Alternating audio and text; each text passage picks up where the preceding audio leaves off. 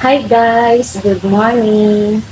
Ngayon ay araw ng kapon ng aking anak na apat ang paa.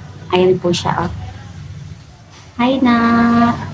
Kumusta ang baby ko na yan? Meron kasing libre dito sa amin sa barangay. Kaya gagawin ko, sasamantalahin ko na ipakapon din siya. Sana makahabol kami sa pila. Pero ano pa lang naman 5:30, 5:40 yun. Punta kami doon, ihatid kami ng ate ko sa venue ng pagkakapunan ng mga apat ang paa. Ito po siya. Yan. Para maging healthy lalo ang baby ko na yan.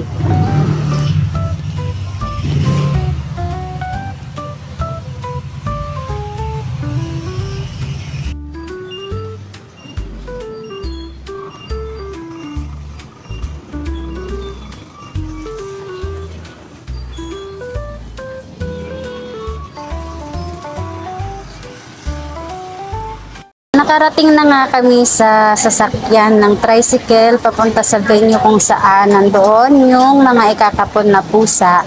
At ayun, super happy ako dyan kasi finally makakapon na yung aking pinakamamahal na si Ching Ching. Buti na lamang at meron tayong libreng kapon dahil medyo may kamahalan din. Hindi talaga medyo, kundi mahal ang magpakapon. Kaya thankful ako dahil merong libreng kapon dito sa aming barangay. Sana magkaroon talaga ng batas na libreng kapon for all para sa mga stray cats, tapos sa may mga nag-aalaga ng fur babies na hindi kayang magpakapon sa kasi nga po napakamahal ng kapon ng ating mga alaga, para sana mas maging healthy sila, tsaka matulungan din natin na hindi na dumami pa yung mga stray animals. At ayun na nga, nakarating na kami dyan sa bahay. Medyo hilo-hilo pa dyan yung anak ko kasi yung anesthesia di pa nawawala dahil syempre bago pa nga. Pero kahit papano, matibay yung anak ko kasing lakas ko. Oo, kasi kahit ako nung naoperahan din ako, medyo mahina pa yung katawan ko pero lumalaban. Ayan, makikita nyo yan dyan guys. Pilit niyang ibinabangon ang bandera ng kanyang sarili. Makikita niyo dyan. Masaya lang ako kasi at least ayun, kapon na siya, hindi na ako mamroblema na dumami pa. Kaso dahil tayo ay maawain, hindi nga nangyaring hindi dadami yung aking alaga. Nadagdagan pa tayo.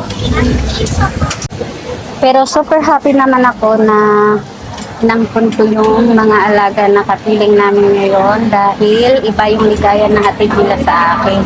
Yung tipong malungkot ka, bigla kang mapapatawa. Yung tipong stress ka, bigla kang nagiging masaya kasi meron kang mga alaga na nagbibigay ng comfort sa'yo, lalo na kapag medyo, the life is very harder, char. Oo, yun na yun. Ayan guys, thank you for watching. Medyo basag, medyo hilo pa talaga yung anak ko dyan. Pero ayun, nakasurvive naman siya. Kaya thank you Lord at thank you din po sa libre. Amen.